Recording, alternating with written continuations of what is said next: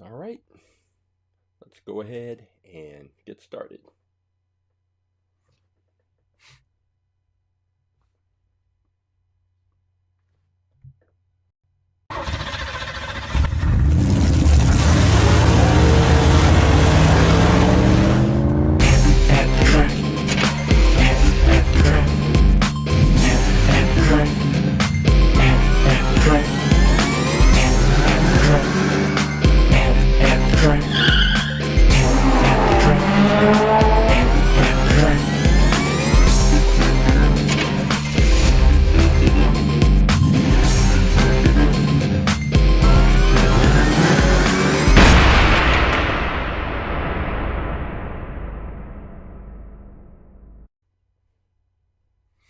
Hey, welcome on this Saturday morning. My name is Coach James. This is At the Track Live, where we are going to review, we are going to race Hot Wheels cars. Why? Because I am the creator and lead instructor for a program called All About Aerodynamics. And what is All About Aerodynamics, you ask? Even if you didn't ask, I'm going to tell you. All About Aerodynamics is a science program where I use Hot Wheels cars to teach kindergarten through sixth grade students about physics, about aerodynamics, about drag, about force, about elastic energy, about kinetic energy, about potential energy, about a whole range of topics that have to do with physics and science. And I use Hot Wheels cars to help the students understand a lot of those points. So after I teach them all of the science, after we go through all of the tests and all the instruction and all the discussions, then I bring in about 400 different Hot Wheels cars, and each student gets the chance to pick the car that they think would be fastest in a series of races. Then they set up a 20-foot track, and we have drag races and a tournament, and the students are able to observe their car and decide whether or not their car performed up to or below their expectations. And then they are able to make final assessments based on the car's performance and what they observed. We use the scientific method, and it helps the students get a better understanding of the scientific method and see how the scientific method can be applied to a range of topics and a range of problems that they may confront. However, At the Track Live is a little bit different. With At the Track Live, I created this because before I can take all of the cars into the school for the students to use, I have to make sure that I know which cars I have and which cars are available and where to get them. When you have 400 cars, being able to find the car that the student picked is kind of important. And being able to put that car back in the proper place to know that I have all the cars before I leave a school is equally important. So every car that is in the All About Aerodynamics At the Track Live fleet has to be cataloged. It has to be entered into a spreadsheet. It has to be numbered so that I can keep track of the cars. Well, in order to do that, previously, what I would do is I would just get a bunch of cars because, like every Hot Wheels collector and every time I go to a store, I make my way, no matter what I go into the store for, I make my way down the aisle to see if there's any new Hot Wheels that I think are cool, that I think that the students would enjoy using. And if I find them, I pick them up. And it turns out that I buy more Hot Wheels cars than I actually catalog and put into the spreadsheet and database. So I have crates with a few hundred Hot Wheels cars just waiting to be cataloged so that they can be taken to the schools and entered into the system. So what I decided to do, instead of just sitting by myself and cracking open the cars and putting them in the spreadsheet and taking the pictures and taking a video, is I decided to create At the Track Live. And with At the Track Live, what happens is you have the opportunity to see some of the new cars that are the cars that are new to the At the Track Live All About Aerodynamics fleet, you can see those cars firsthand. And then after we take a look at those, take them out to the track and actually race them and see how they perform. But the interactive aspect that I came up with is that since I have all these cars cataloged, since I have them all accounted for, then what you can do is you can go to atthetrack.live. You're going to see 3 links. One's to the YouTube link, one's to the Twitch link, which you don't need because you're already here. And then the third link says choose a car.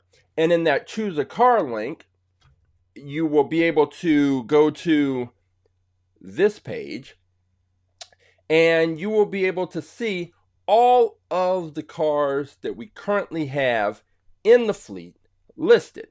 And you can scroll through. Let me actually make sure that I have this. Yeah, and you can scroll through and you will see hundreds and hundreds and hundreds of cars, all of which are available for you to pick to take to the track.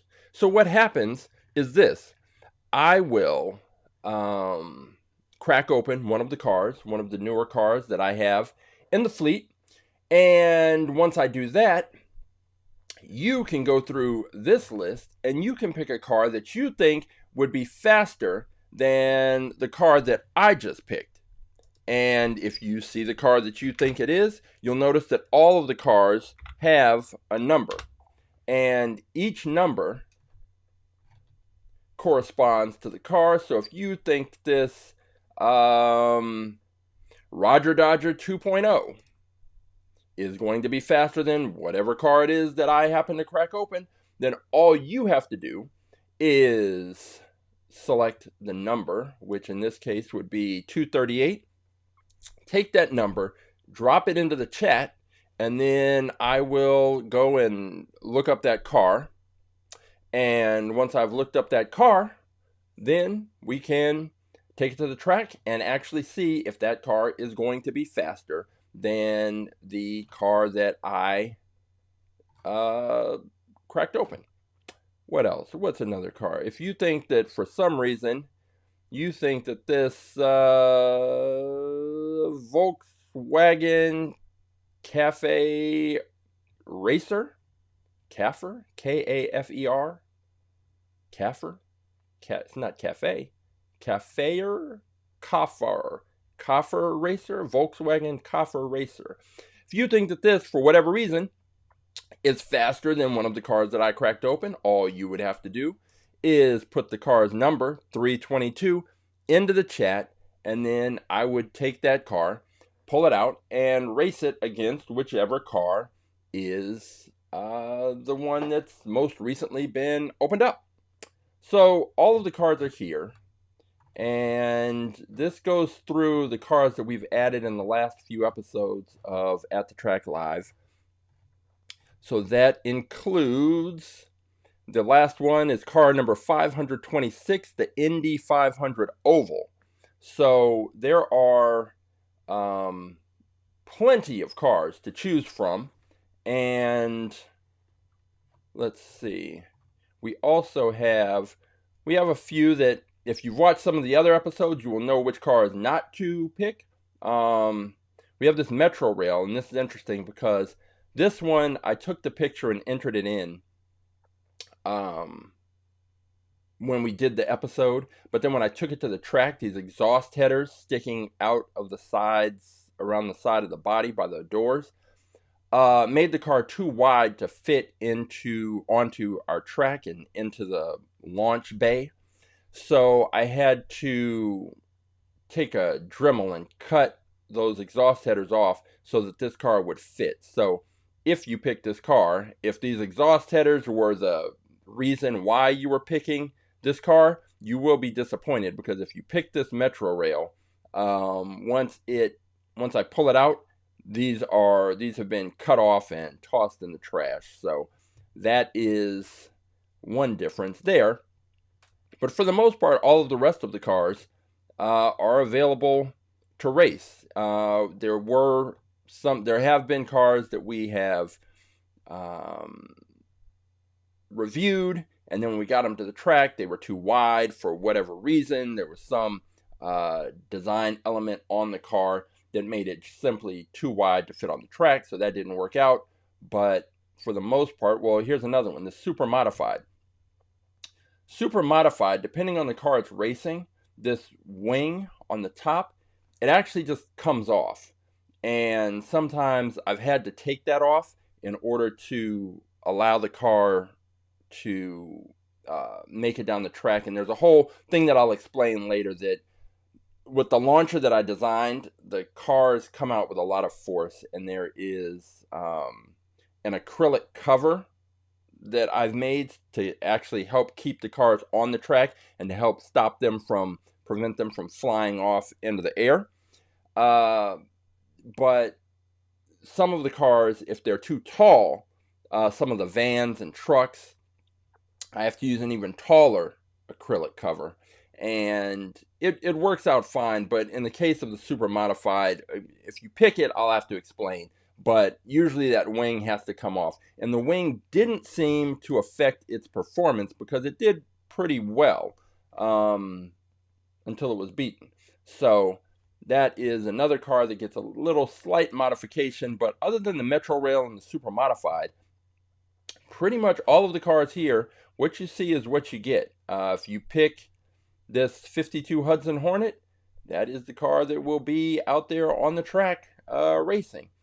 And I haven't modified these cars in any way other than the Metro Rail, which I said I just cut that part off, but I haven't added any graphite to the axles I haven't done anything to the cars. The way they are is the way they came out of the package. There are a few cars that I've purchased that were loose, or some other cars that I had when I was a kid that have been heavily played with, and it's evident by how beat up they look. But, the cars are meant to be played with. Now, if you collect the cars and you don't open the cars, that's fine. But I open the cars up. And now this Mountain Dew, this is one, it's not, I'm sure it's just a stocker. Yeah, the racing stocker with the Mountain Dew livery. And this one I had when I was a kid, and I kept it this is in pretty good shape, considering if you saw some of the other cars that I had when I was a kid, some of them I can't even bring to the track because the wheels are so roughed up from rolling the cars on the concrete, or the axles are bent.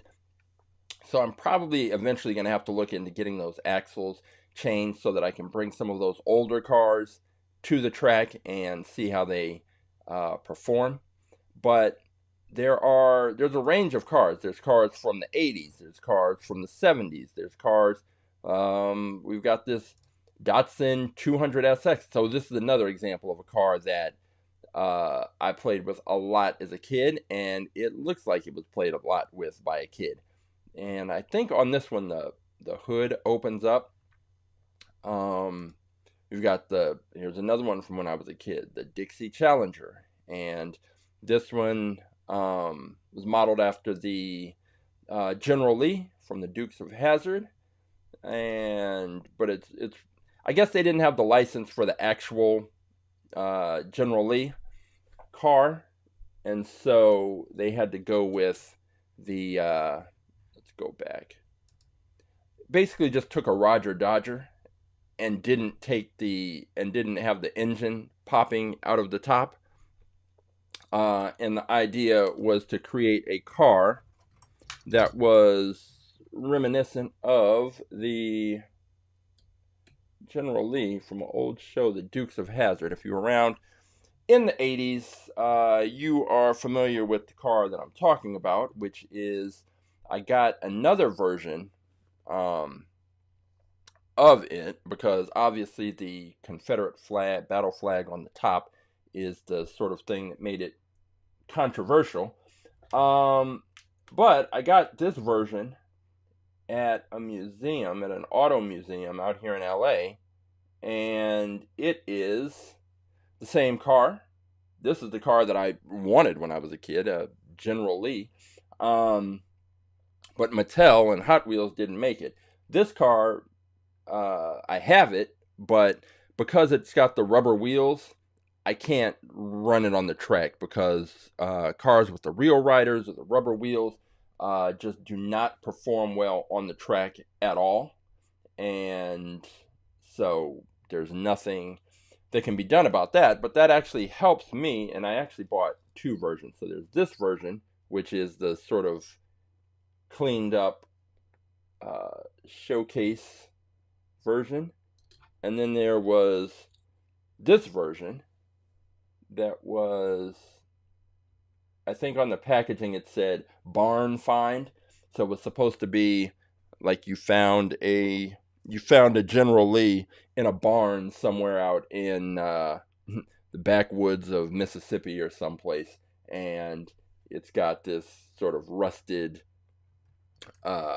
patina situation, but it's highly detailed.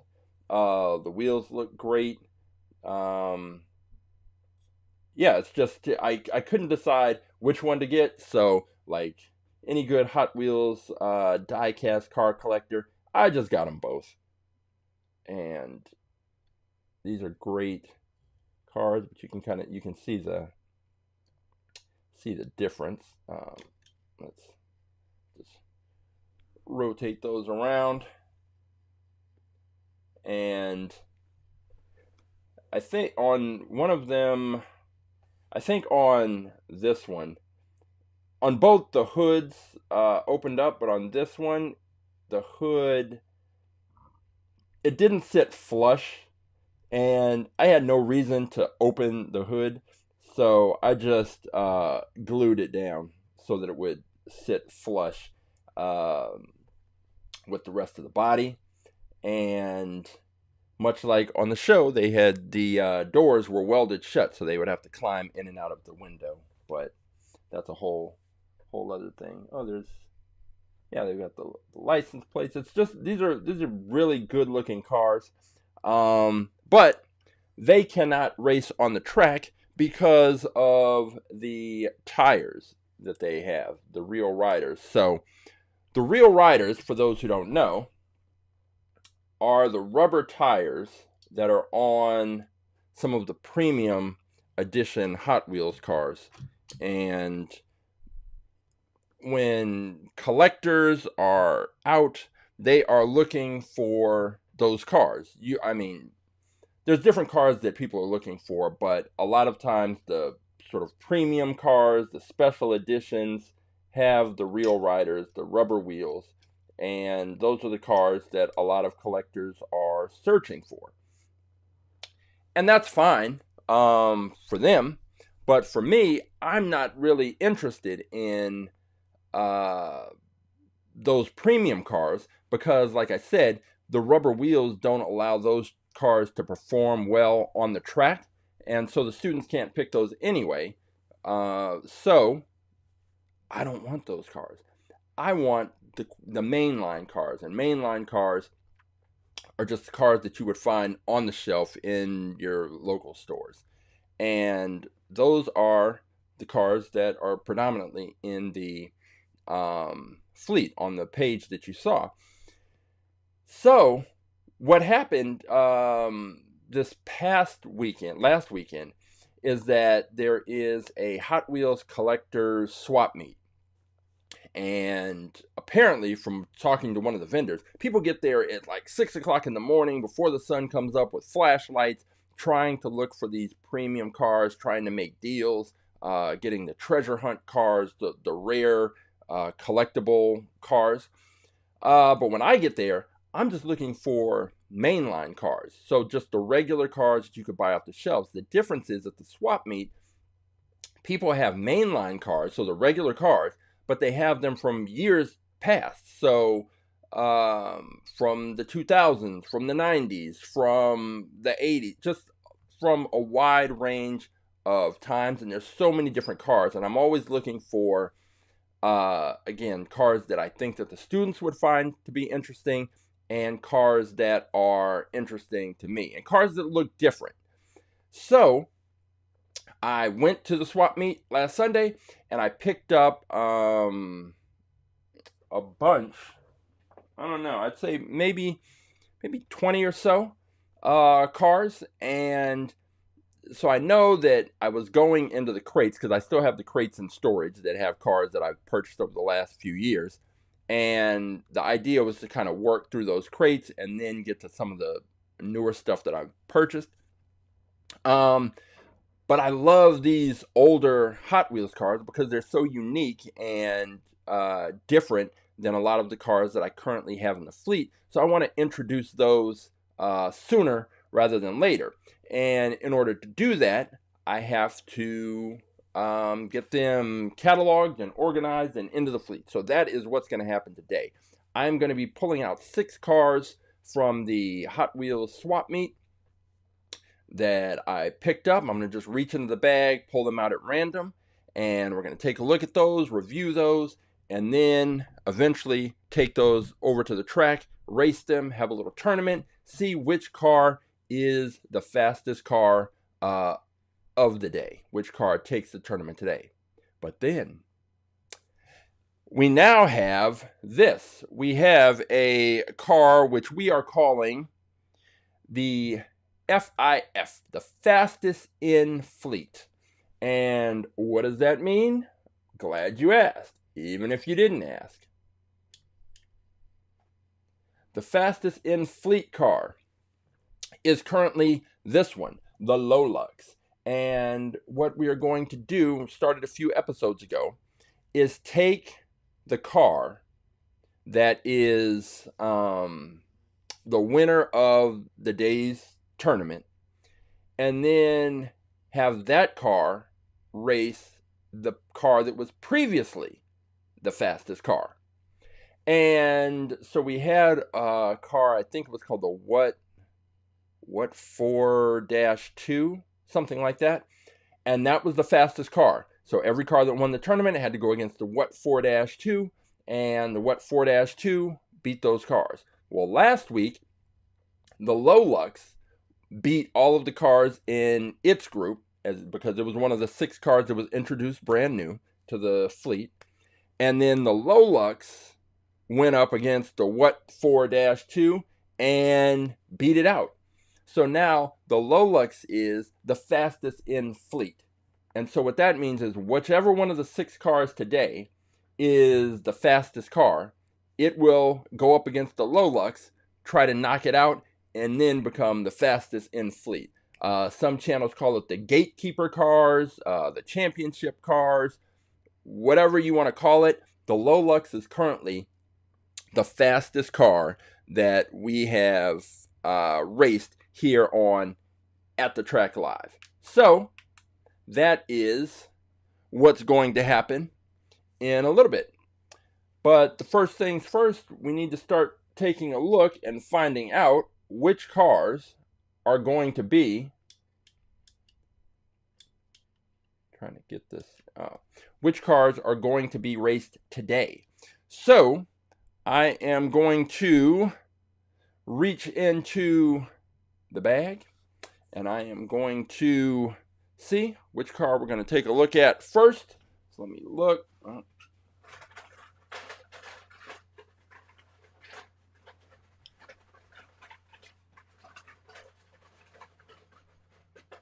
All right. Oh, wait. Can't. That was... So, the one I pulled out is already... You know what? I don't... Well... there's 2 versions of this. Let me get the... I'll explain in a minute.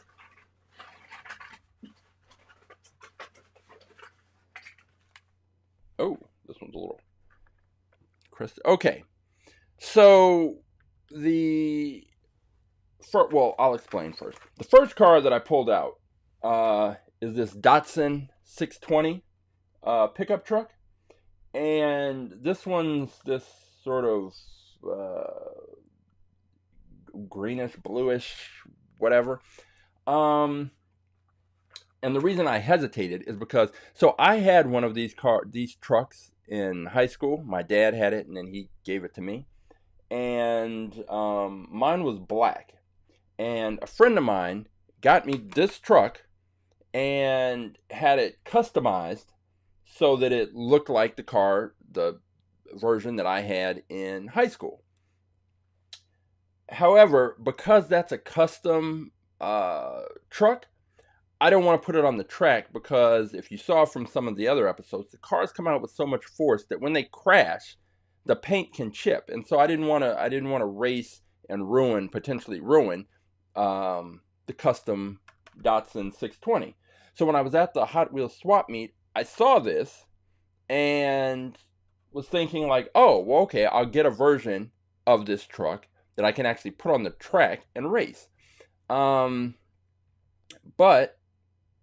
I kind of wanted a black one. I found a black one, and then I bought some other stuff from the same vendor. So I told him the same story, and so he just threw in this one. He said, "Hey, yeah, you can have this one too." So the reason I'm hesitating is because the black one is the one that I want to put into the All About Aerodynamics fleet. This one, I'm either going to hang on to and, maybe use it for some kind of custom something, or give it away as a prize truck to one of the students. But so this isn't the version that is going to be entered, so that's why I didn't pull it out, and that's the reason for the hesitation. But I went back in, pulled out a different car, and this is the first car that's going to be entered into the At the Track Live fleet for today. This one. This is the Thunderstreak, and this is another of those older 1999, so late 90s, early 2000s cars, and plastic's a little yellowed, but doesn't matter because I'm not going to hang this on the wall. I'm about to crack this open, and with all of these cars, especially the early 2000s cars when the internet was becoming a thing, I'm always kind of curious to look at, they had these different promotions and websites. Going to a website was a thing, was a big deal. And you could go to the website and put in a code and potentially win. So I already missed out on a 2018 Camaro SS drawing, and that was just 5 years old. So let's see what's going on with this one. So with this one, if I'd purchased this in 1999, I could have downloaded a 3D screensaver of this car with the purchase and see the back for details. The future of Hot Wheels collecting is here. Be the first to collect all the virtual collection cars online. And they have on-line, like they hadn't figured out we hadn't decided on online as one word yet, so they had on-line. Just look at the secret code hidden behind the car on this package to download a 3D screensaver of the car in this package. Go to hotwheels.com/virtual collection, which I think we've tried to go there before, and all these websites are dead. Requires Microsoft Windows 95 or higher. Complete requirements available online. Microsoft Windows or so it doesn't even mention Macs and Apple's, because I think at the time Apple still was going through by 99 had Steve Jobs. I don't remember if Steve Jobs had come back yet and sort of revived Apple and sort of made it where someone wouldn't release something today and say it's compatible with Microsoft Windows and not even mention Mac or Mac OS or Apple products. But anyway, 1999 Thunderstreak. Let's crack this open, take a closer look at it.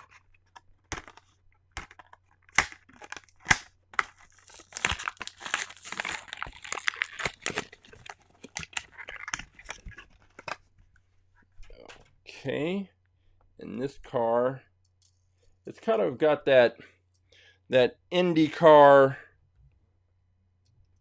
race style. So let's get this positioned over here.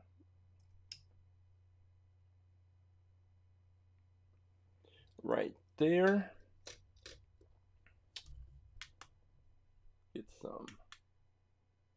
more light on it. Okay. And this isn't a bad looking car. We had the Indy, what was it called? The Indy Oval 500. Indy 500 Oval car was the last car that we entered into the spreadsheet, and that car, it didn't do too well on the track, but you never know. So this car, first things first, I always want to take a picture so that I can have it to upload to the site. Going about right there. Lock in that focus. And we got the picture. And then I also take a video of the car, a 360 video. And I mentioned in the past, on past episodes, that I'd been taking, well, I always wanted to go counterclockwise. There we go. I mentioned in previous videos that I initially started taking the video of the cars because I had an idea, and so on our Instagram page you can see that, especially if you scroll down to the earlier posts, there are videos of the cars, of each car. So every day I'd introduce a handful of cars, 3 or 4 cars, and put those cars in. You could look at the video, get the 360 view, and then you could decide if you knew a car that was faster, that you thought was faster than the car that we posted.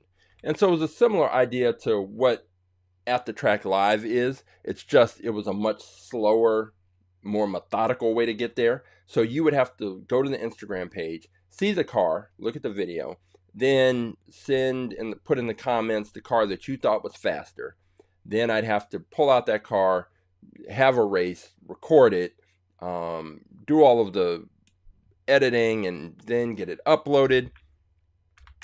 And then you could see the results of the race. The problem is that it was just a long process. And so At the Track Live sort of cuts that process way down, so that we pick the car, look at the car, shoot the video, race the car. It all happens. And if there's a car that you want to pick, just go to that page, go to atthetrack.live, select choose a car, go to the page, pick your car, put the number in the chat, and I'll pull it and we'll race it. So this is a faster way to do that. So because I'm not using that same Instagram format to showcase the cars, I was wondering at first, should I even keep taking the video?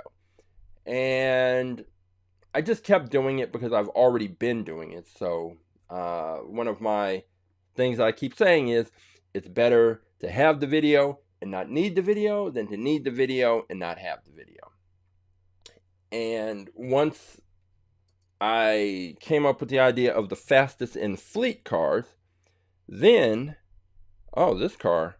So the original casting, this says 1982, which I had some of these cars, the way that they printed the information is a little tough to see. So I have a magnifying glass to make sure that's an 8. Yep, it's an 8. 1982. So I guess the original version of this car was produced in 1982, and then they, as Mattel and Hot Wheels tend to do, they just re-released the car with a different paint job and paint scheme. But anyway, back to the videos. So once we came up with the fastest in fleet concept, if you've been on TikTok or Instagram and seen our page, then you will see the new way that I'm able to use that video. So that is what's happening there. So all right, so we have the Thunderstreak. The Thunderstreak is the first car that is going to be entered into today's tournament, the Thunderstreak. All right, so that's car number one, just sort of an Indy car. It's like a lot of the 90s era cars. It is metal on metal, and we'll see. Sometimes that helps, sometimes it doesn't help. I think one of the keys is the width of the car. Is the car too wide? Not too wide. Is it too narrow? Narrow cars tend not to do as well on the track as some of the other cars, but that's why we race the cars, because you just never know. Okay, now I'm going to go in. I'm going to pull out the second car for today. So let's see.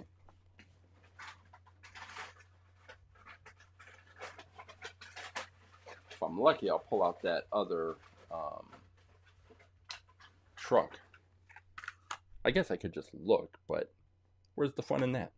Okay, this one is one that I picked up because I'm curious about smaller cars on our track. So this one is the 62 Ford Mustang Concept. And so concept car, Mustang, but it's pretty small. And the year, this is 2010 new models. And let's see, it has the new model, born in 1962 in Dearborn, Michigan, Ford Motor Company, with a V4 engine, dual exhaust, and side air intakes. This mid-engine two-seat sports car was made for experimental road course driving. 62 Ford Mustang Concept.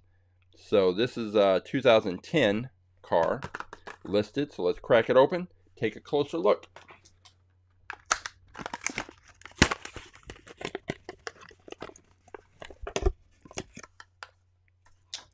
Okay, this car is very small. The wheels are small. The car is small. All around, it's just very small. By comparison, put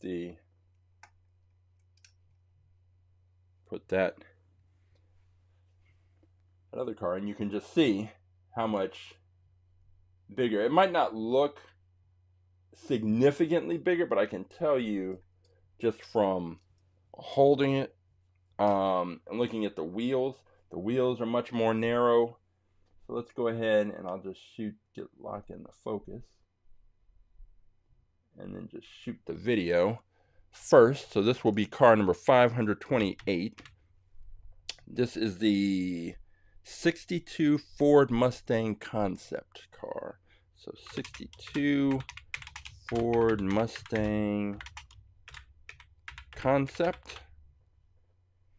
And I didn't check the year on the bottom, but this is another car that I'll be curious to see how it performs, because cars that are smaller tend to have they potentially have problems, but again, because of the force that they come out of the launcher with, they will shoot up into the air. And the question is whether or not they can land back on the track and continue forward without having their momentum slowed, or without starting to bounce from side to side around the track. And in some cases, with the Chaparral 2, that car did well. We had another car, I can't think of the name offhand, I'll look it up. Another smaller car that did pretty well. It was the Chaparral 2, and then the other one, it was the Catapult. The Catapult. So they were two smaller cars. They were both pretty heavy because they were metal on metal. So for cars that size, they seem to be pretty heavy. This one, however, does not seem to be heavy at all. Let's zoom in here so I can take the still picture. And to take a still picture, I don't want to have the car still. Slide that around like that. Oh, would help if I didn't bump the camera. Try this again. That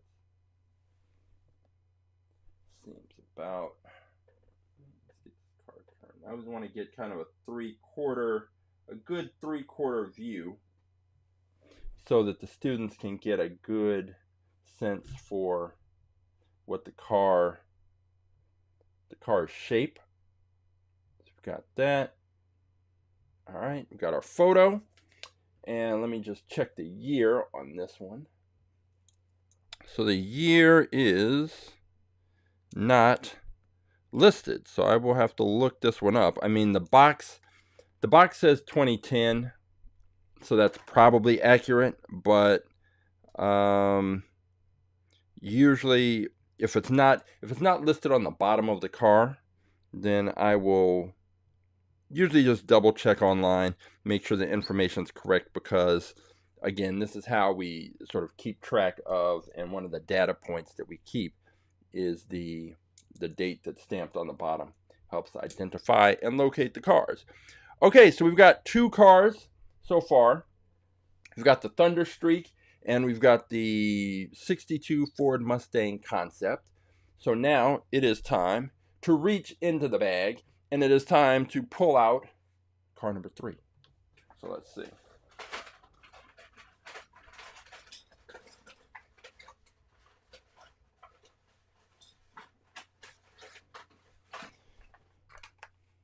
And okay,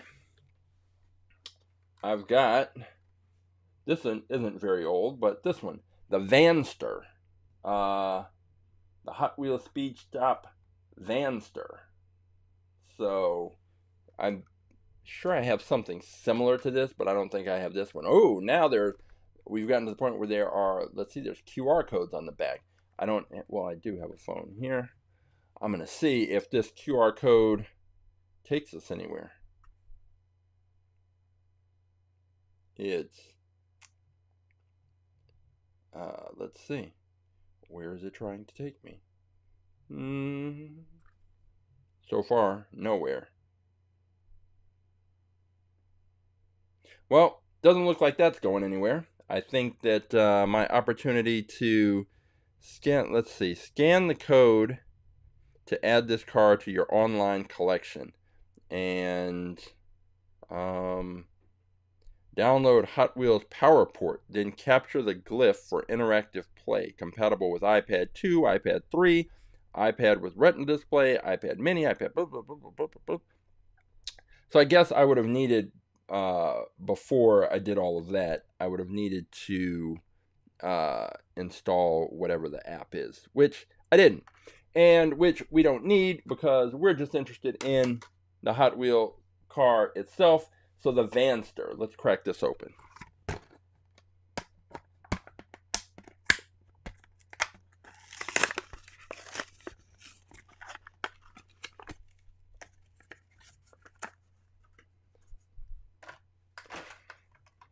All right, let's take a look at the Vanster, which, is there something, I'm just looking to see if this, it's got a little tab, and I'm trying to see if does it open? Or is that just a tab? I guess that's just a tab. I could probably open it, but I don't think it's meant to be open. Otherwise, it wouldn't be that difficult. So I'll show you what I mean. All right, the Vanster. So, what we have is with this one, this top part, this is all plastic, this dark sort of smoked plastic. This part is all plastic, and in the back there's a little tab, and right here and I thought, because you can push it in a little bit, and I thought if I pushed it in, then I could like lift this back part off, and you probably could, but I think you would break the tab. I don't think it was meant to be opened up. Otherwise, it wouldn't be that. I don't think it would be that difficult, and you wouldn't feel like you were about to break the Hot Wheels car. Now, what's interesting about this is we do have a metal body, but that top part is all plastic. And let me just adjust this so I can get the picture.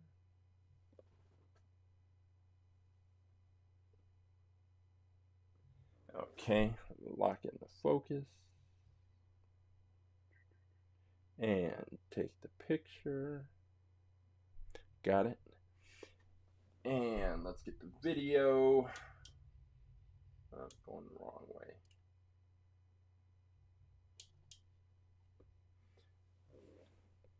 So with this, it's going to be interesting because there is metal. So the white part, basically, the white part is metal.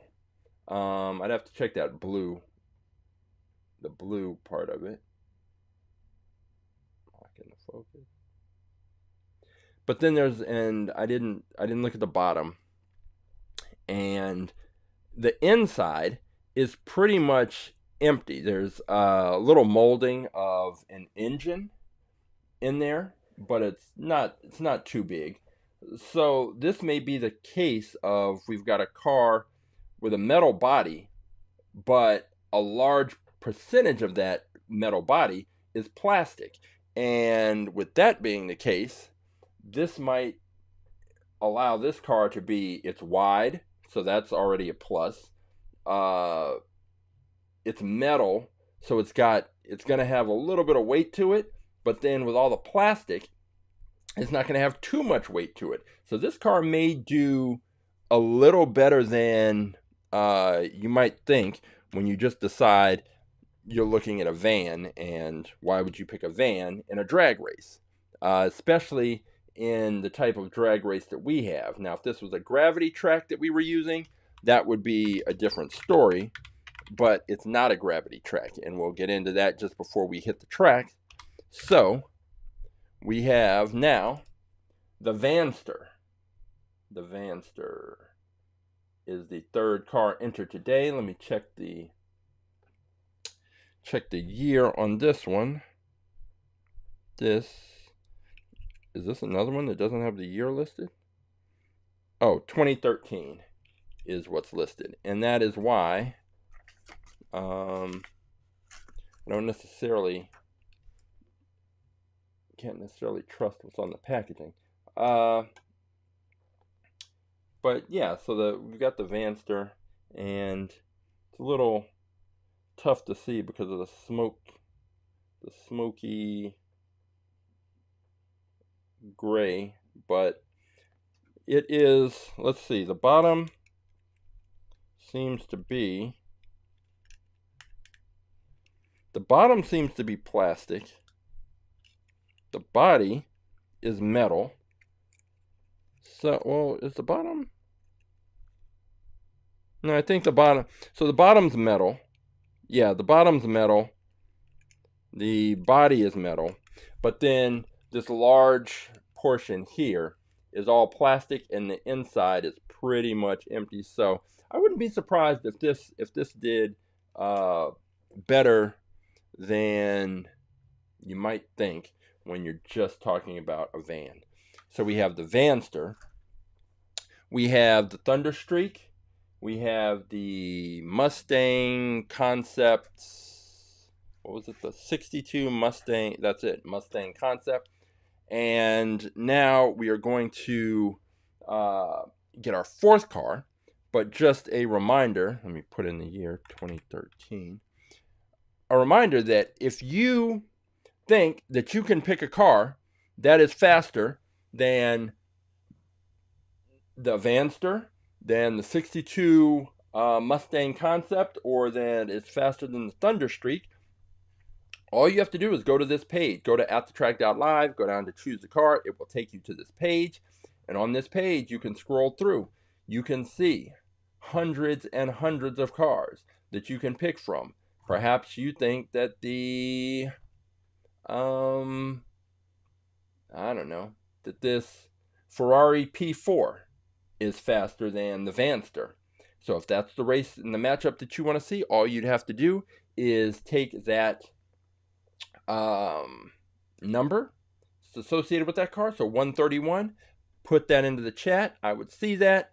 I would go and pull that car, and then we would have that race, and it would be the Ferrari P4 against the Thunderstreak, the 62 concept Mustang, or the Vanster, one or the other. So that's all you have to do. You can select which cars you want to see race, and we will have that race. So we have 3 cars that are going to be entered right now, all vying for the chance to be the fastest car of the day, and also for a chance to go up against our fastest car in the fleet, which is currently the Lolux truck. So now let me go in and select the next car.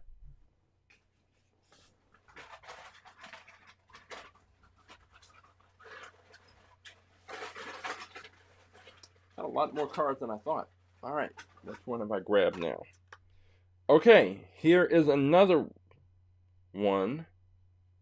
What? I can't believe I got 2 of these. So I just pulled this out, and I'm looking at the car, and I'm thinking like, oh, this is another small car that has very similar features to the 62 Ford Mustang concept. And then I look right here, and this is also a 62 Ford Mustang concept. So at least I'm consistent. I'm consistent with the kinds of cars that I was trying to buy last week. But this is the car that's identical to the one that we just entered moments ago. This one's, let's see what the year is on this. There's a year on the bottom of this one. Nope, no year on this one either. But because it's a duplicate, this will be entered into the prize category. So I'll put this over here with that Datsun, and we'll go back to the cars. Strange, I had no idea I bought 2 of those. Oh, well. All right, got one here. This one is definitely one that is going to be interesting to see out on the track. This is the Track T. The Track T. 1999 first editions. It's a good thing that I'm not one of those mint on card collectors, because this card is completely beat up, wrinkled, and battered, but I don't care because I'm going to crack it open. This is how definite hot rod shape, and it reminds me a little bit, well, I'll tell you what it reminds me of after we get it over there to take a look at it. So let's crack it open.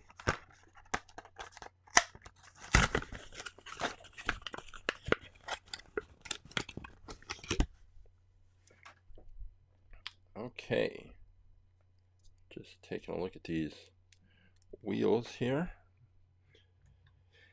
and let's go ahead and take a look at this one. So this is the Track T, and man, that package was dirty. I need to wash my hands. Let me get this lined up. Get the focus locked in. All right, so now we're taking a look at the Track T. This will be car number 530. And it reminds me of almost like a bone shaker, just without the roof part in the cabin. And it is, I don't know. See, if it was wider, I think it would possibly have a chance to do well. It just doesn't strike me as the kind of car that is going to be able to hang with the likes of the Lolux or even the Vanster. For some reason, I think that Vanster is going to be kind of quick. I have no reason to necessarily think that, but that's what I think. I think it's going to be quick, or at least faster than expected. So we got this one. There's not too much to it. It's definitely light, and that could work in its favor, or that could cause it to fly around the track and bounce around like a pinball. And let's go ahead and get the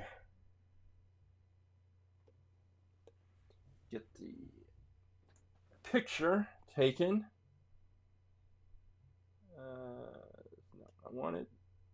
I want the photo. There we go. Zoom in. Okay. And that looks pretty good. Going right about there. Lock in the focus. And there we go.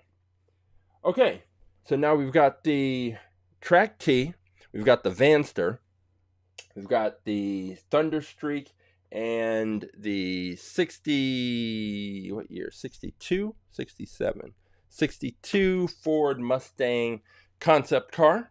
So that is the fourth car that is entered this Track T. And again, it's just metal on metal, and it's not there's not much to it. It's just a cool little car, that little hot rod. But we'll see how it performs, if the weight of that car works in its favor or works against it. I don't know yet, but we will soon find out, because we have two more cars to pick before we hit the track. So let me dig back into the bag. Oh, wait, the Track T, let me see the year. The year on this one is 1998. Let me just double check. Yep, 1998. 1998. So got that in the spreadsheet. All right, car number 531. Let's see which car it will be.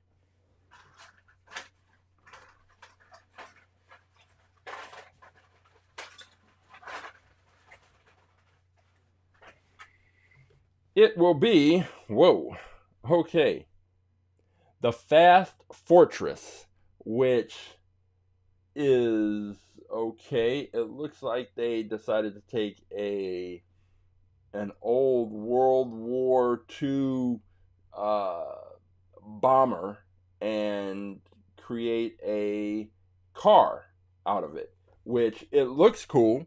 I don't think it's going to be fast, but it looks cool. And let's see what the promotion is on the back. Go to hotwheels.com/poster and register for a free collector's poster listing the entire 2007 Hot Wheels basic car line with over 150 pictures. Okay. Here's a fast fun fact about this one. Did you know the Fast Fortress, this one, is the fifth Hot Wheels car to have the word fast in its name? The others are Fast Fuse, Semi-Fast, So Fast, and Way Too Fast. Okay. Well, let's crack the Fast Fortress open. Take a look.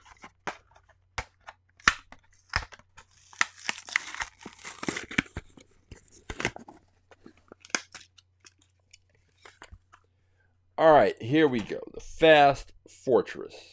This is, like, while I don't think this is going to be a fast car, I like this. So let's go over here and take a closer look.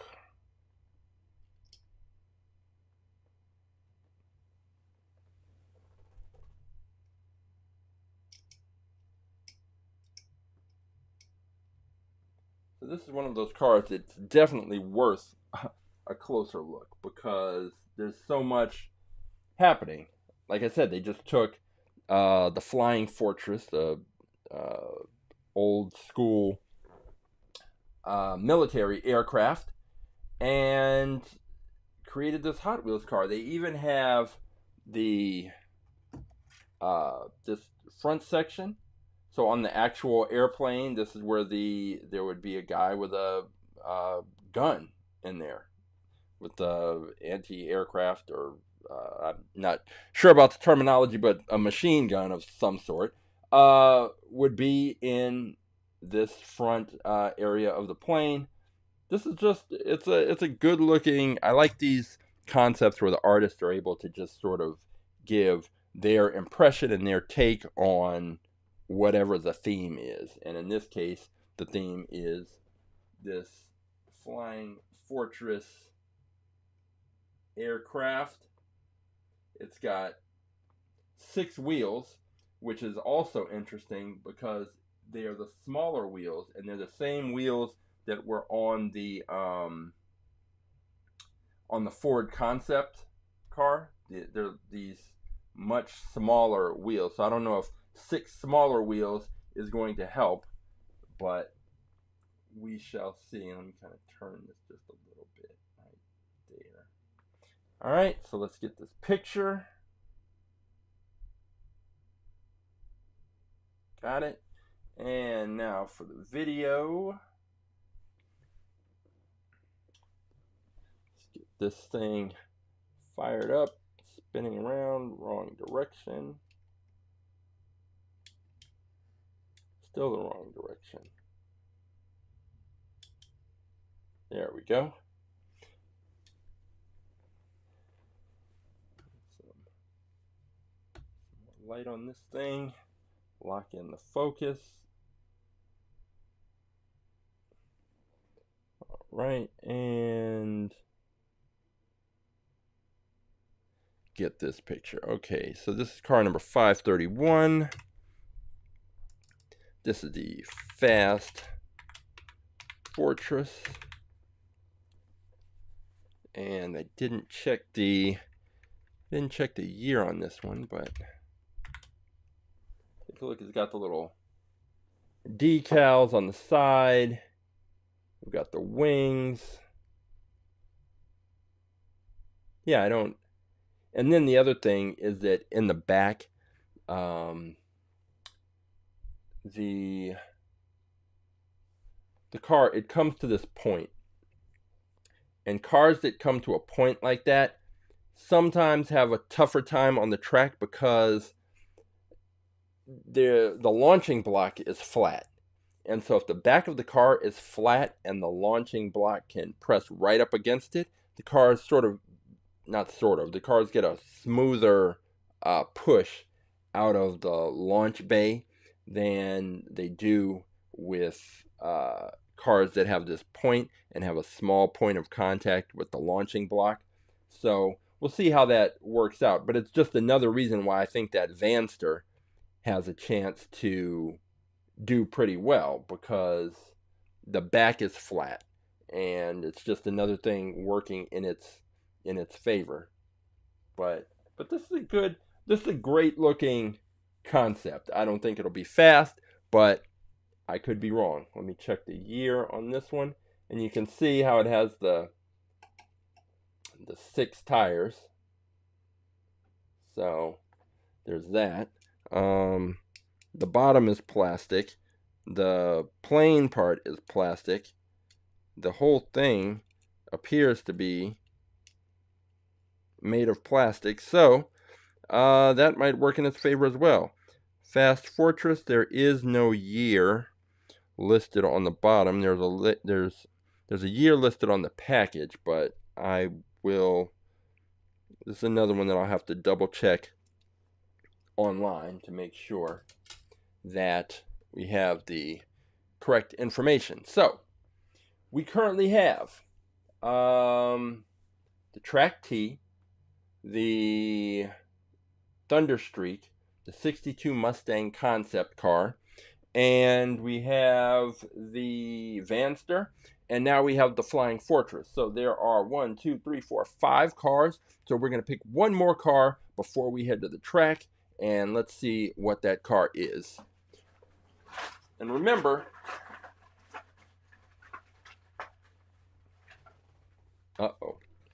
okay, there is still time for you to go to @thetrack.live, go to choose a car, scroll through that list, find a car that you want to see race, pick that car, and we can put it in with the others. But this car, when I pulled it out, I could just tell, like, did I pull out a van or a truck, or what did I pull out? Because it's extremely heavy. This is the 71 Mustang Funny Car. And I picked this one up because I'd seen online a bunch of gravity track races where people had funny cars. Not sure exactly which ones. I'd have to go back and check. But they had funny cars, and the funny cars were really fast. And they were so fast that in some of the races, they were saying, well, the funny cars in a different class of its own because it's so fast. And then they would bring the funny car in later to race against whichever car won the tournament, similar to what we're doing with the fastest in fleet. And the funny cars were just destroying these other cars. And I'd have to get the actual car and to determine whether or not it's a gravity track situation, because cars that perform well on gravity tracks don't necessarily do so well on our flat drag track, which we'll go over in a little bit. But this car is heavy. I'm going to have to weigh this because I'm just curious how. Like, I can feel the weight of it. So this is definitely metal on metal. But let's crack it open, take a closer look. The 71 Mustang Funny Car. There's an offer for, you send $3 and they will send you a poster. But the offer expired December 31st, 2006. So I am out of luck. So let's see. What's the year on this car? It says 1977. So I guess they just reissued this car later. Probably many more times, but the version I have is from 2005, but this is 1977 casting of a 1971 Mustang Funny Car. Let's crack it open.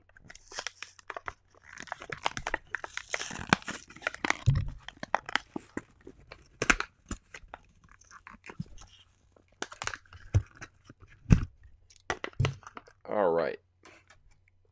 So with this one, with the funny car, it opens up, which is what you would expect from the funny cars. It is definitely metal on metal, and good spin from the tires. So let's go ahead and get the video first. It's a good looking car. I like the purple tint on the windows. It's got the metallic paint.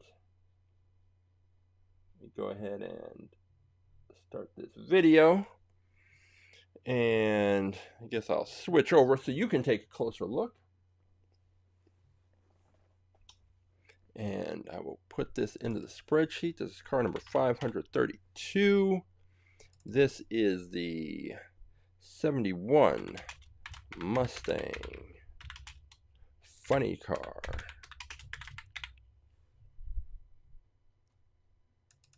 The year I said was 1977.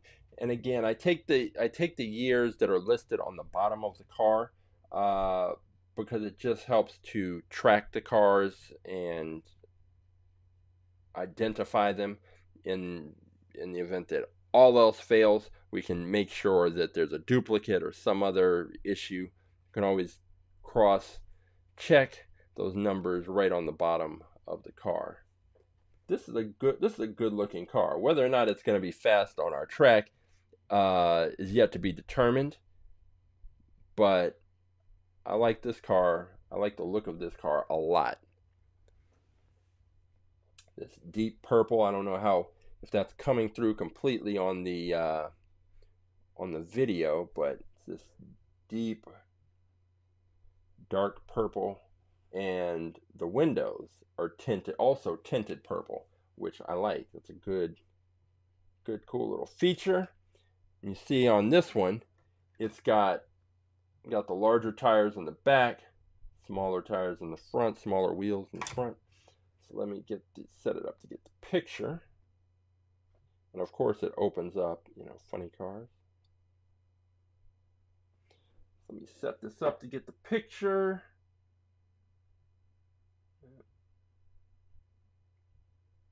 There we go. Let's zoom in a bit.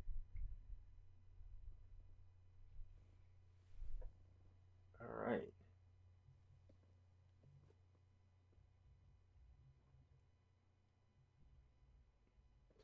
Definitely a great looking car. Lock in the focus. And we've got our cars. So we have our 6 cars that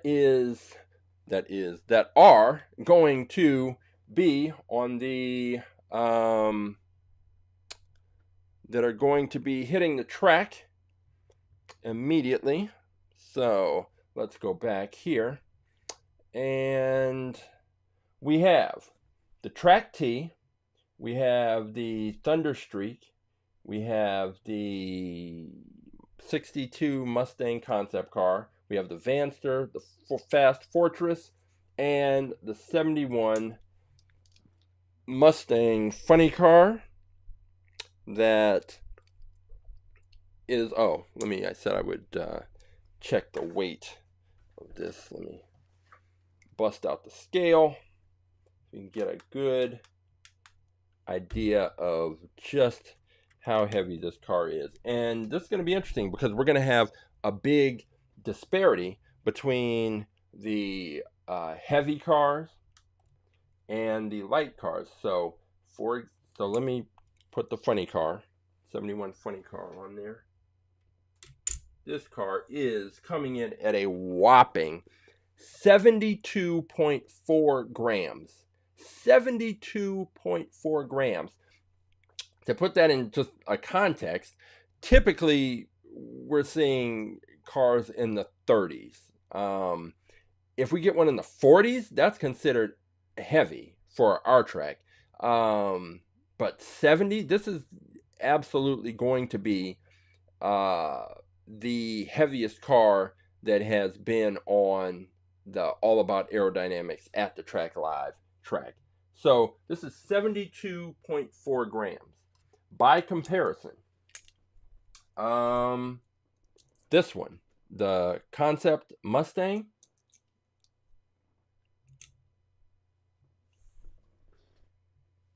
30.2 grams. So a huge difference in the size.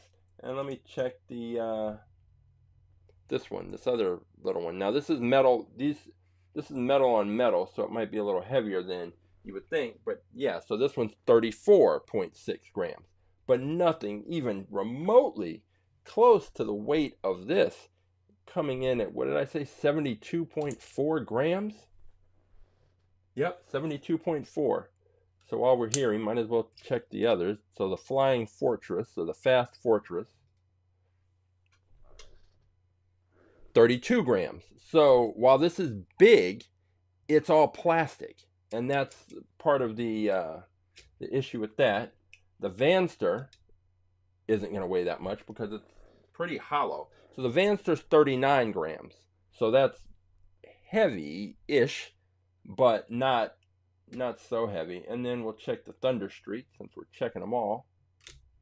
Thunderstreak is 34.6. So all the cars are within like that 30, 34. We have one at 39, but they're right in that range. So there's not too big of a disparity. And then the Low Lux, let me just drop that on here. The Low Lux is 32.6 grams. So most of the cars are in that range. The Mustang, this thing is heavy. Just I knew when I pulled it out of the bag, I just felt you can feel the weight, but it goes back to the earlier days of Hot Wheels cars when the cars were metal, not plastic, and this is a heavy car. But we'll see how all of these cars perform out on the track. So just before we head to the track, I just want to explain how our system works, because it's not a gravity track. What we have is a 2-lane drag strip setup, and there are 3 camera views, and if you go to the view on the far left, you will see the launcher, which is at the top of the screen on the left, and that's where the cars will start. I'll give a countdown, 3, 2, 1, race. The cars will shoot out of the launcher and head towards the bottom of the screen.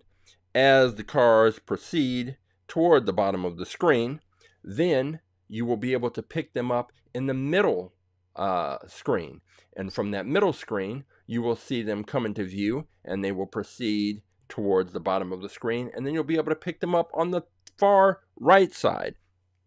And you will see them cross our finish line, and our finish line, the winning car is indicated with a solid red light. The losing car will be indicated with a flashing red light. So we have a solid red light and a flashing red light. Solid red light indicates the winner. Flashing red light indicates the loser. So that is what the setup is. And these cars, I don't really anticipate too many close races, just because maybe with the Mustang and the Track T, there might be close races. It's possible, but there just seems to be such a wide range and variation between the cars that I just don't see how we're going to have that it should be that close. I think the cars that are going to be fast are going to be a lot faster than the cars that they're racing. But this is why we have to have the races. So what I'm going to do is I'm going to gather up the cars, all 6 cars, and we are going to head over to the track, and we'll pick it up from there, race these cars, and see how they do. So I will see you in about 30 seconds.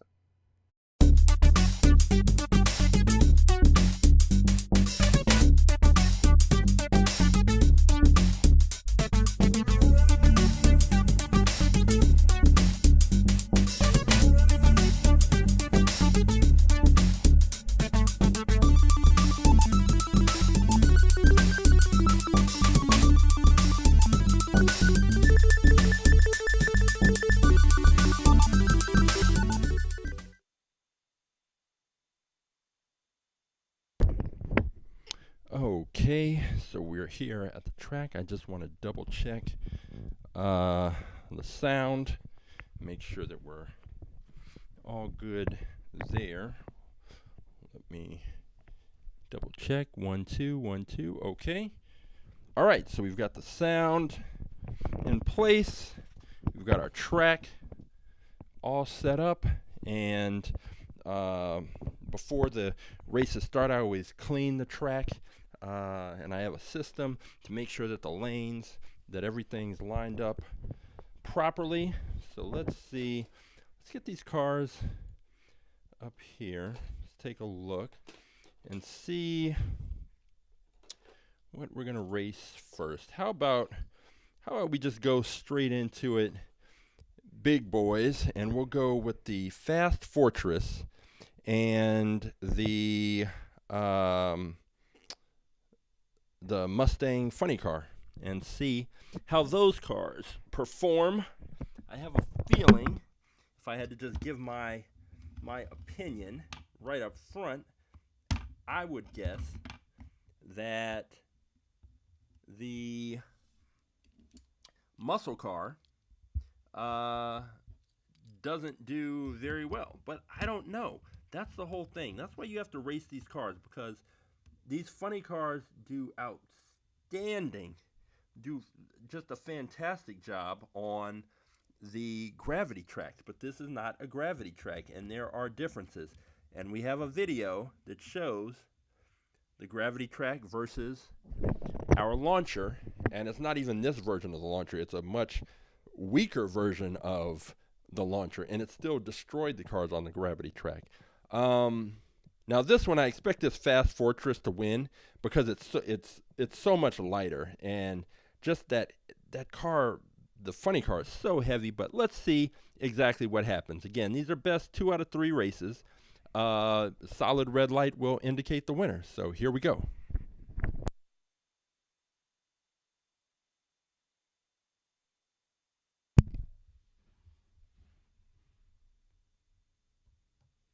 Three, two, one, race.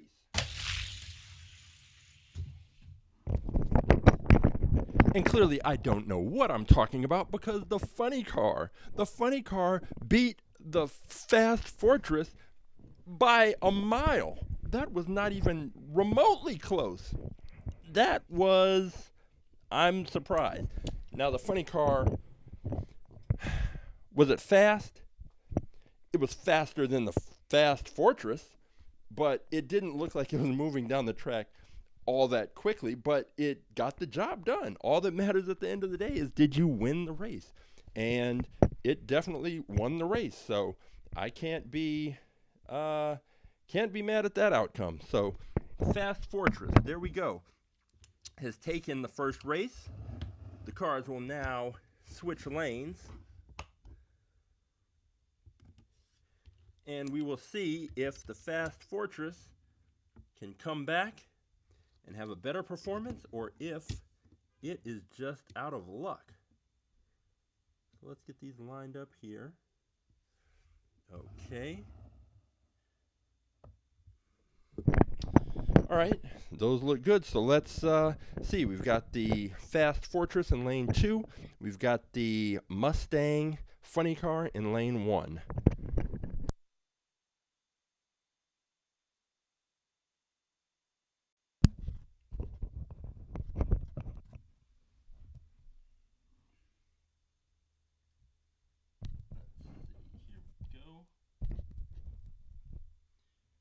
Three, two, one, race.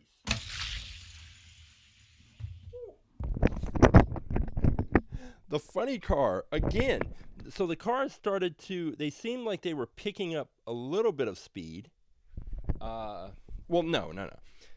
They were even for, I'd say, about halfway down the track, and then the Fast Fortress just started to kind of slow down, while the funny car seemed to pick up speed and momentum. So there may be something to this this funny car business that a lot of the Hot Wheels gravity track racers have been hinting at. So we'll put the funny car on the winner's side, move the Fast Fortress over, and then next up, since we went big, now let's go small. So we're going to go with the Track T against the Mustang concept car. So let's get those cars loaded in. Those are 2 of the smaller cars from today. And let's get the Track T will be lined up in lane 1.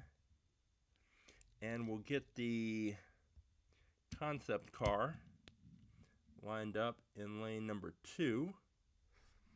Cars both went in there pretty easily. So again, we have the Track T, lane 1. We have the Mustang concept car in lane 2. And let's see what happens.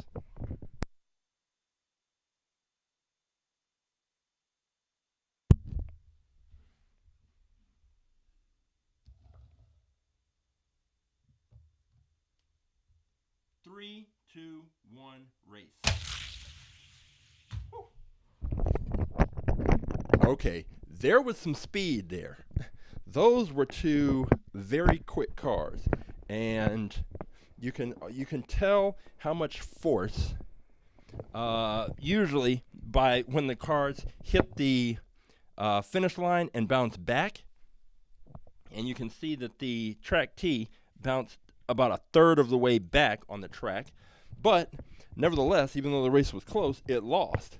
So the Mustang 62 Mustang concept car took that race. We're going to switch lanes and then see if it can take another race and move on. So let's see here. It's the thing, you never know. That's why you have to take these cars to the track. All right, so now the Mustang is in lane 1. And we will have the track T in lane number 2.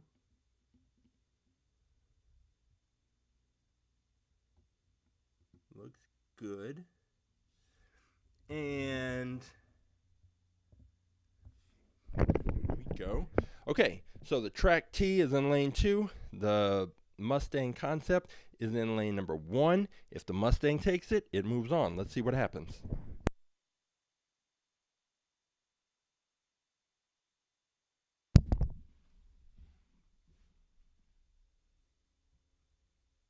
Three, 2, 1, race. Wow. I don't know if the track T just got a, maybe had a bad start, or maybe the Mustang had a bad something happened along the way, but the track T just destroyed the Mustang, to the point that I'm thinking the Mustang must have had an issue coming out of the launcher, because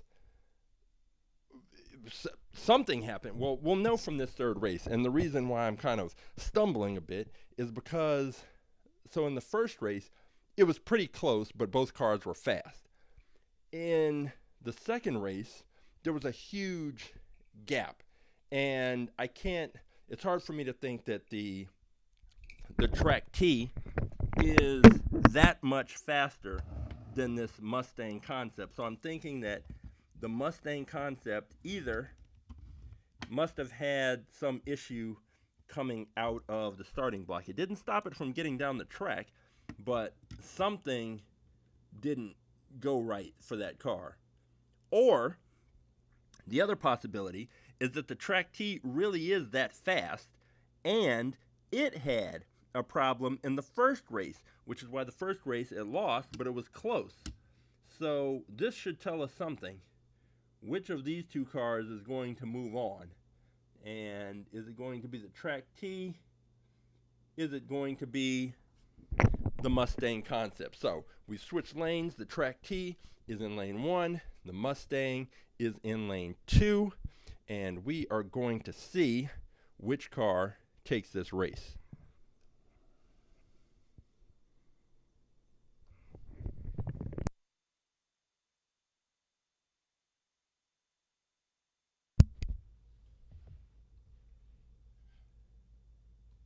Three, 2, 1, race. Oh! The track T pulled it out. The track T was behind for a majority of the race. I would say 2/3 of that race, the track T was trailing. And then as it came down the stretch, much like the Mustang funny car, the track T just continued to pick up speed and caught the Mustang right at the end. So the track T moves on. The Mustang, even though it's a fast car, is going to join the fast Fortress off to the side. So that leaves us with two cars that have not raced yet, and that would be the Thunderstreak and the Vanster. So we're going to see what happens here. So I do need to check to make sure the Vanster can fit without needing to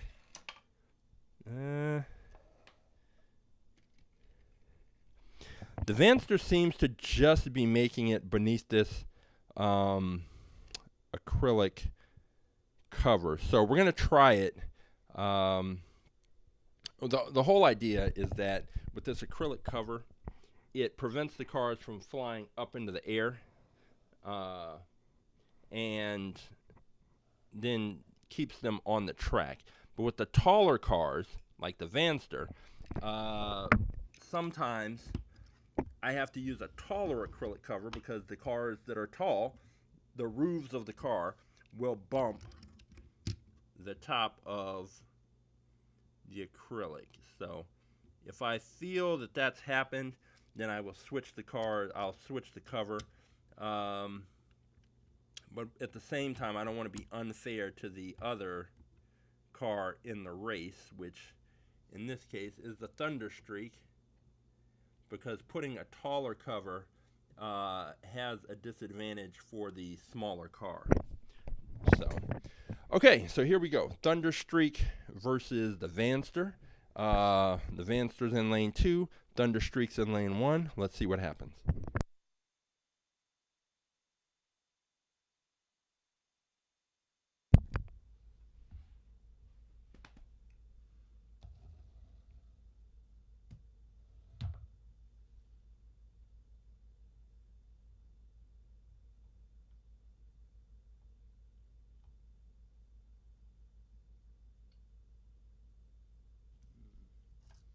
Just having to adjust the Thunderstreak again because it came loose came off of the block. Okay, here we go. 3, 2, 1, race.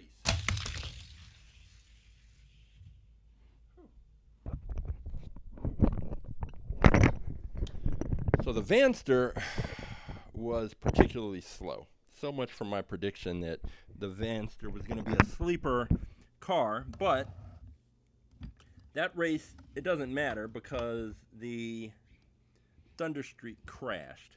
And as you saw in the rules, as you probably know by now, if a car crashes, then it cannot be eliminated based on one crash. We just redo that race, and the car gets another shot. Now, if a car crashes twice consecutively, then it's eliminated. So the Thunderstreak is going to need to stay on the track.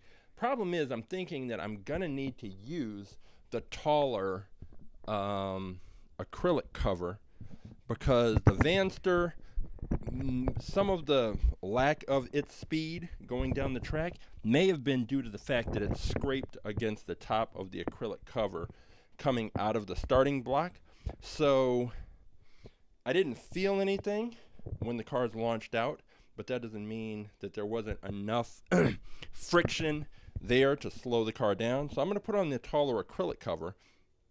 However, that's going to make it a little more difficult for the Thunderstreak, because if the Thunderstreak crashed with the low acrylic cover, then the high acrylic cover is almost certainly going to guarantee that it's going to crash if it doesn't stay on the track. So I'm going to switch out the covers. I'm going to go with put the Vanster back in lane number 2, and larger acrylic cover is coming on.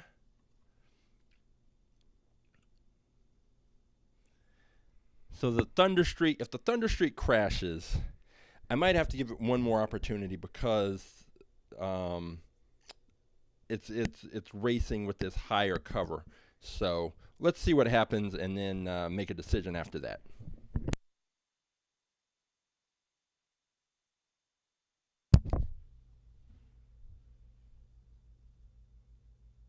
Three, two, one, race.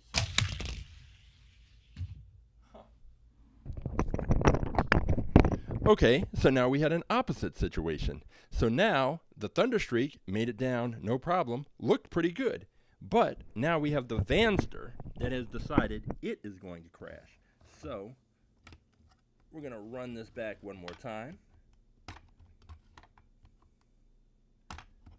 Thunderstreak versus Vanster. And, okay, Vanster, I think I'm going to try again with the lower acrylic cover and see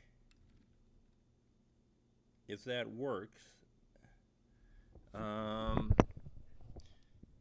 that works for the Vanster. And now we know that the Thunderstreak, provided, as long as the Thunderstreak can stay on the track, it looked like it had a pretty good run.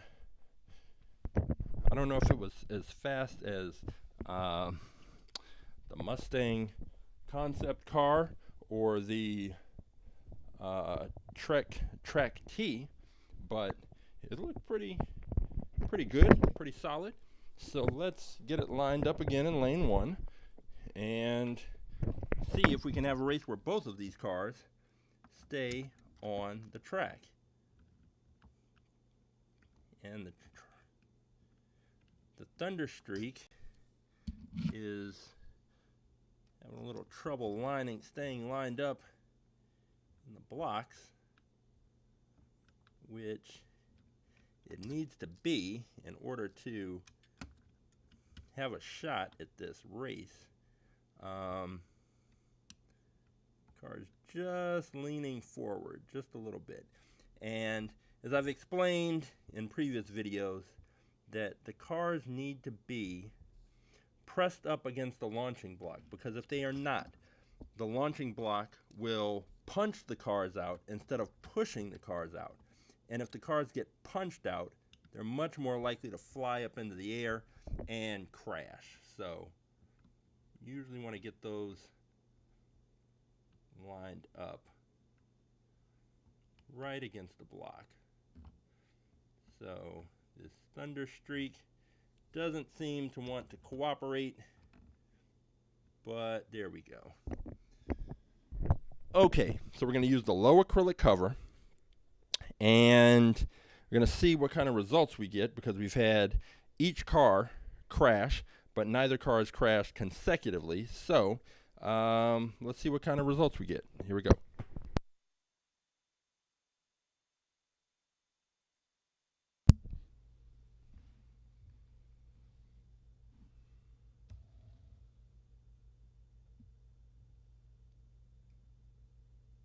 Three, two, one, race.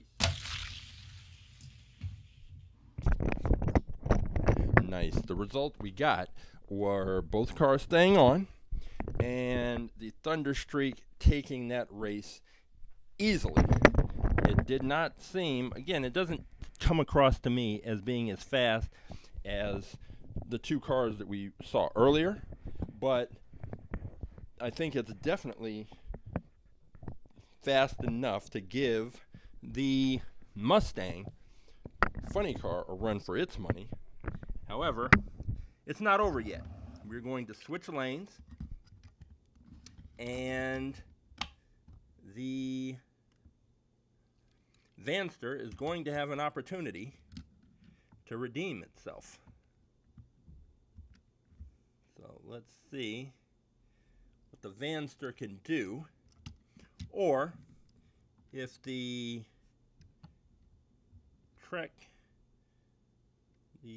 Thunderstreak is going to take this one as well. So let me get this Vanster pushed in there. Okay.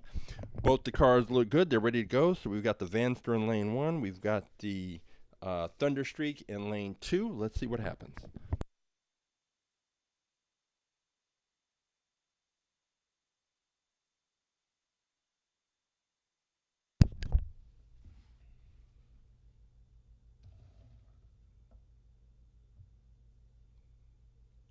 Three, two, one, race.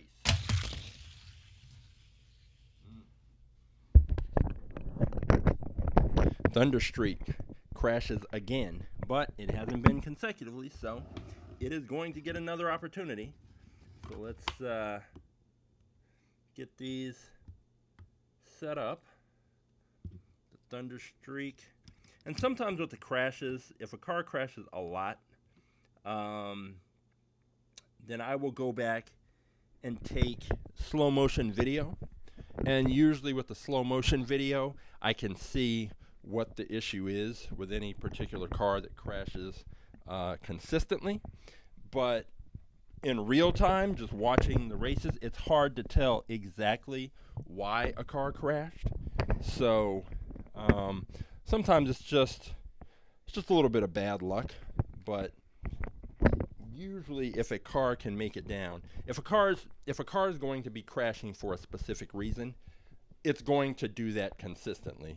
And I don't know that the Thunderstreak has a particular problem, but I do know that it will have a problem, because if it crashes again, it is going to be eliminated.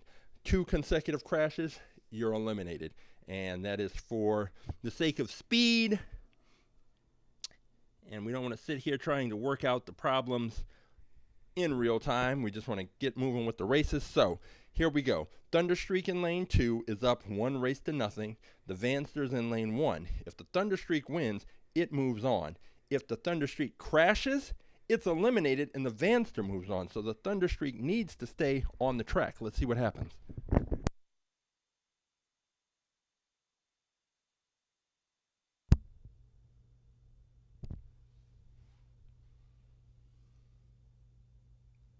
Three, two, one, race. Nice. So the Thunderstreak stayed on the track, and the Thunderstreak won the race, and it is going to move on. The Vanster, it made it down the track. It was fine. There have been cars that have been too slow to make it down the track, that's for sure. But the Vanster is definitely eliminated, and it will take its place beside the Fast Fortress and the Mustang. And now what I want to see is we're going to see this funny car against the Thunderstreak. Let's see what happens. All right. So we'll put the Thunderstreak. We'll line that up in lane number 1. Or I'm sorry, in lane number 2.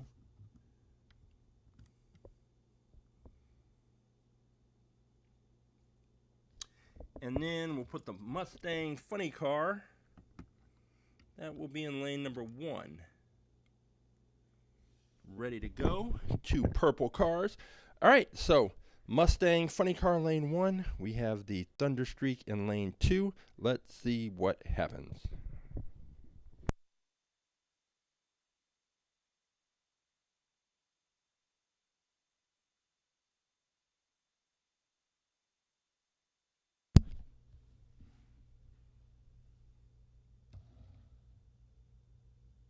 Three, two, one, race.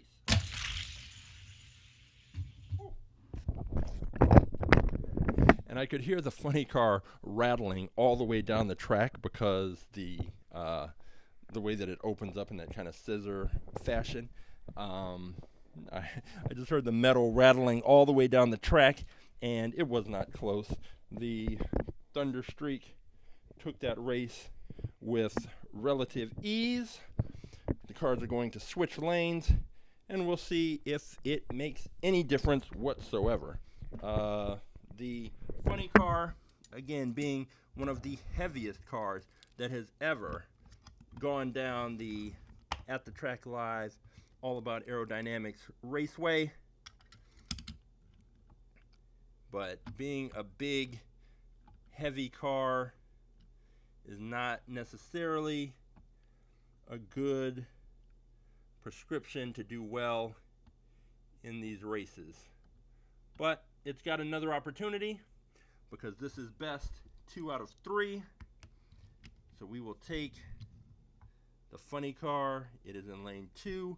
We've got the Thunderstreak in lane number 1. And the Thunderstreak again having issues just settling into the launch bay,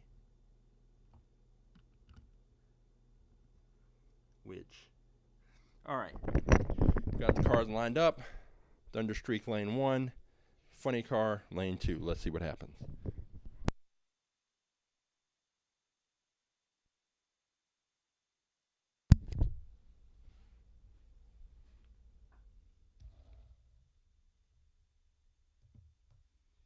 Three, two, one, race.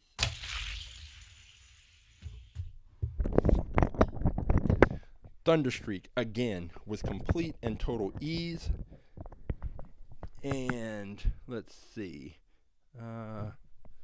Let's get rid of this this nonsense. And get rid of that nonsense in the chat. And we are going to be moving on to race number. What would this be? This would be our third series. Let's see. No. This will be the finals, actually. So we're going to have the Thunderstreak versus the Track T. Thunderstreak versus Track T. And we are going to see which of these cars can take the title today as the fastest car in our At the Track Live. Woo, okay. So Thunderstreak, let's get it.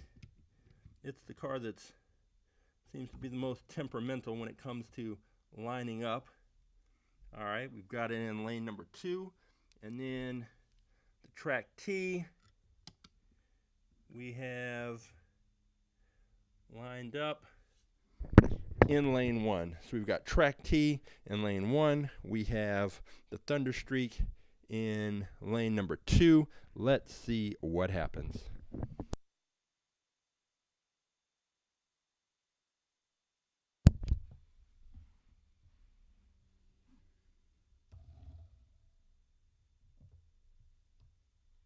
Three, two, one, race.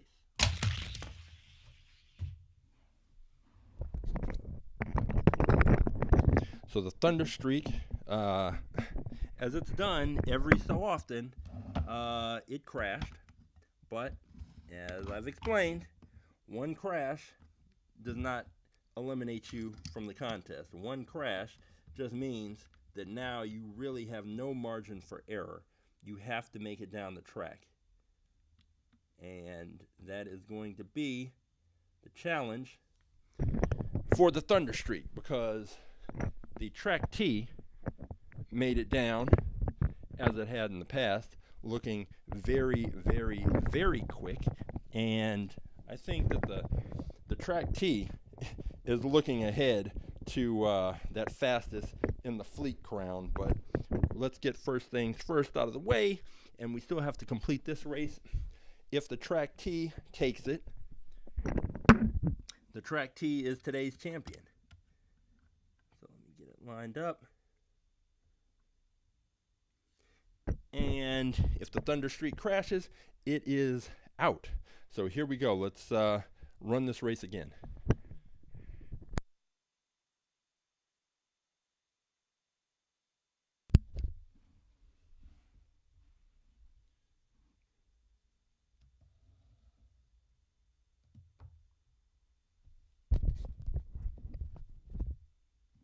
Here we go. 3, 2, 1, race.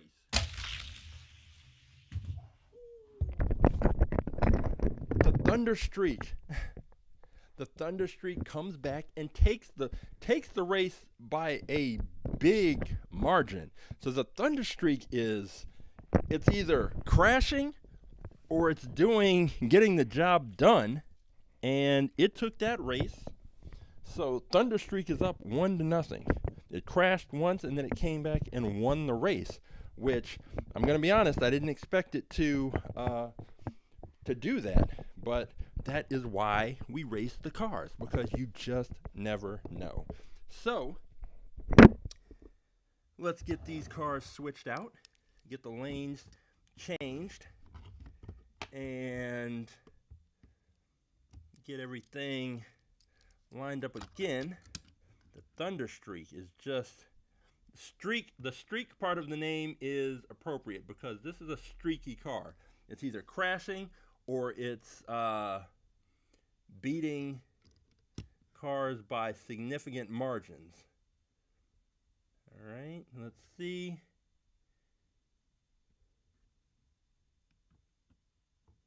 Let's get the Thunderstreak is tough to get lined up correctly.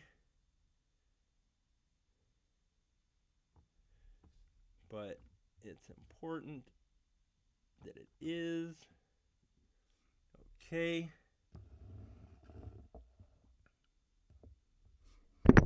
Okay, we've got Thunderstreak in lane 1. We've got the Track T in lane 2. The Track T is going to need to pull this out. Otherwise, it is over.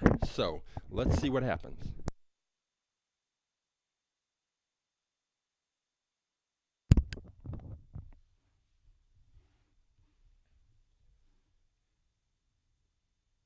Three, two, one, race.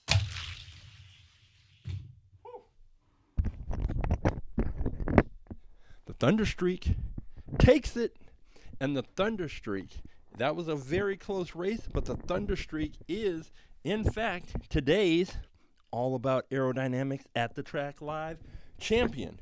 Now, the Thunderstreak, the question is, it's been faster than all the cars it faced today, but is it faster than the fastest in fleet? And the fastest in fleet is currently the Lolux. And the Lolux has had that title for about a week. And the question is, can it continue to hold it? So let's take the Lolux and the Thunderstreak, line them up, and see what happens. So we're going to go Thunderstreak. Let's see. Put Thunderstreak in lane 2.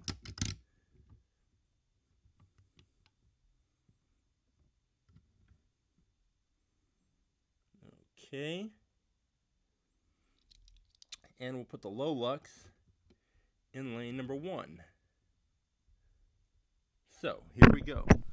This is for fastest in fleet. So, which car is going to be the fastest in fleet, the gatekeeper, if you will? We will see in just a moment. So, here we go. Thunderstreak in lane number 2 and the Lolux in lane number 1.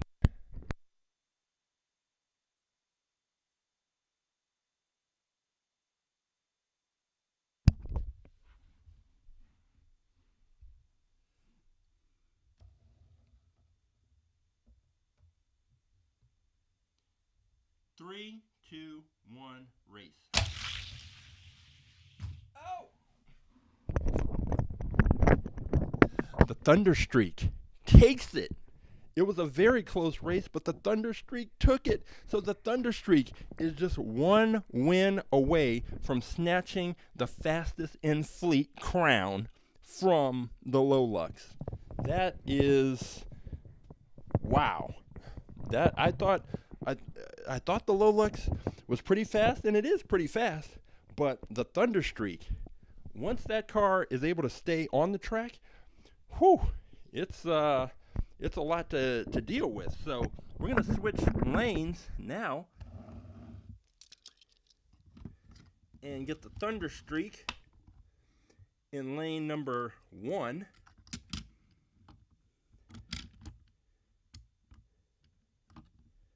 And see what it can do. We're going to put the Lolux in lane number 2. Okay. So we've got the Lolux in lane number 2. We've got the Thunderstreak in lane number 1.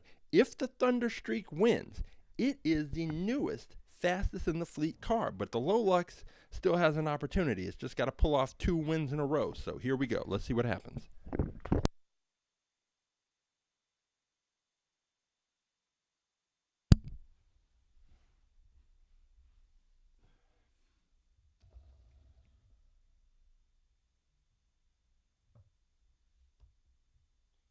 Three, two, one, race.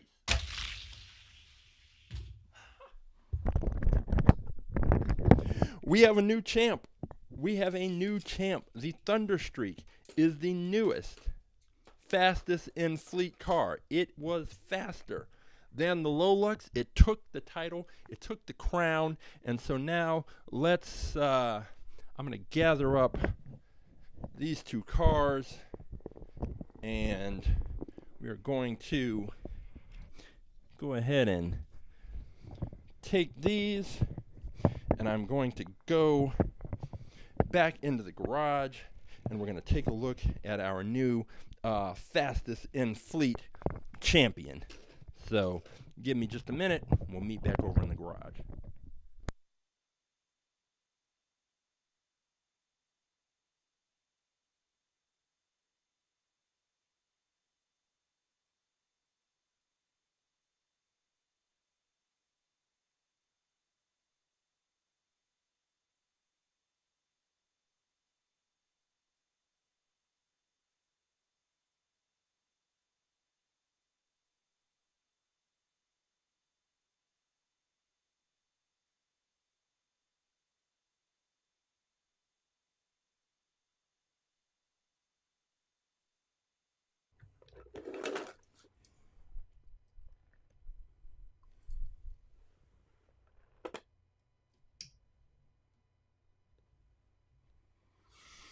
So here we have it, the Thunderstreak. The Thunderstreak is our newest, fastest in fleet, the champion. And it will be, you will soon see it in our promotions as the new fastest in fleet car. It came out of nowhere. It crashed multiple times. It got to the point where I didn't think it was actually going to be able to make it down the track. But when it stayed on the track, it must have crashed at least 3 times. But with the rules, if the car doesn't crash consecutively, then we just reset the race and try again. And on those resets, switch the video, get a bigger view. On those resets, the Thunderstreak just was not going to be denied. And it continued to make it, the Thunderstreak. It just beat out those cars. And I was surprised, actually, that it beat out the Track T, because the Track T looked very quick in its race against the Mustang Concept. So it just goes to show you just never know. So the Low Lux was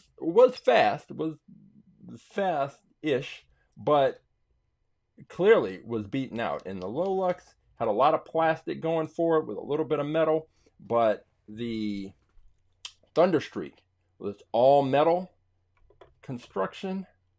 Let me just check. I want to check the weight.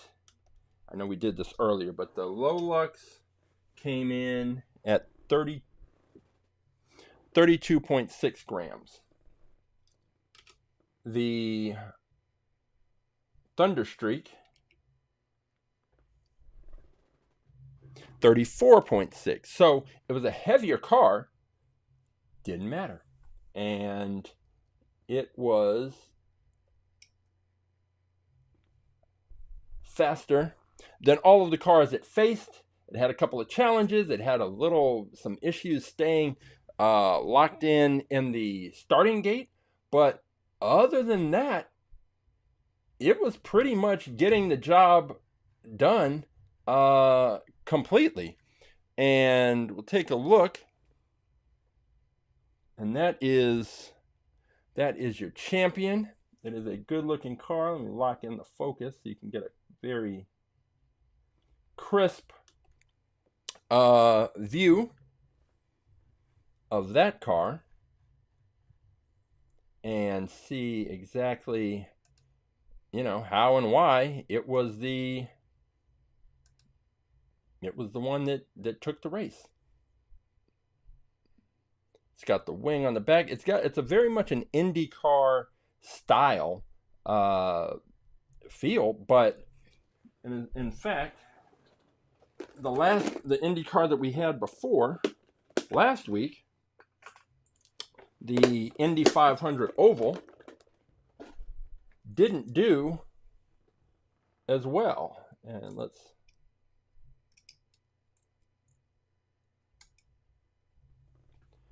so you have a similar style of car, but similar shape, The IndyCar, however, all of this is plastic. All of this blue part is plastic, and all of the orange part is plastic.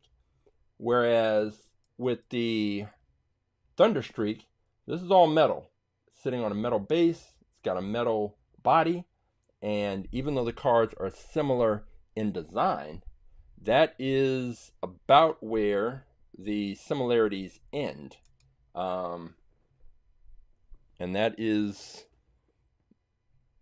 just how it went, and that was impressive, because I really didn't think that the Thunderstreak was going to be faster than the Lolux. I thought it was going to be fast enough to beat the cars that it was currently racing, but no way did I think it was going to be faster than the Lolux, because the Lolux seemed so much faster than all of the cars it faced.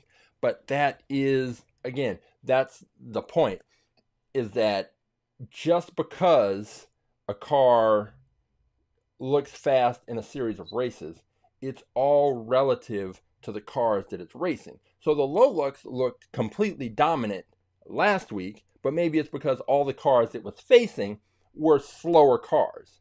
This week, the level stepped up and the Lolux got beaten out. It was close.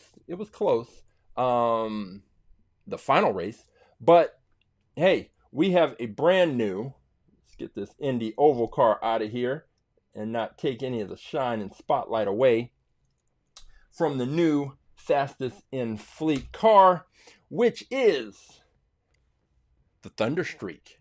So we had a good series of races. We got 6 more cars entered into the database, and all you have to do if you want to participate in At the Track Live is you just go to atthetrack.live, you scroll down to choose a car, you click on choose a car, it takes you to the page, you find all of our cars listed, and if you think you can see one car on there that is faster, that you think is faster than the Thunderstreak, then all you have to do is take that car, put the number into our chat, and or if you go on to Instagram, follow us on Instagram at AA Aerodynamics, you can just send me a message and let me know ahead of time, like anytime during the week, if you think you've got a car, and then that way I can already pull the car and don't have to go digging for it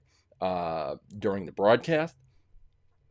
All you have to do is just send me a message, let me know the car that you think is faster than the Thunderstreak, and we'll set up that race. There's also there's something I'm going to be doing not next week, but the week after that, trying to figure out when to start it. So we're going to have At the Track Live is going to be our Saturday morning, morning depending on where you're located, but our Saturday race program where we're going to take 6 cars, bring them in.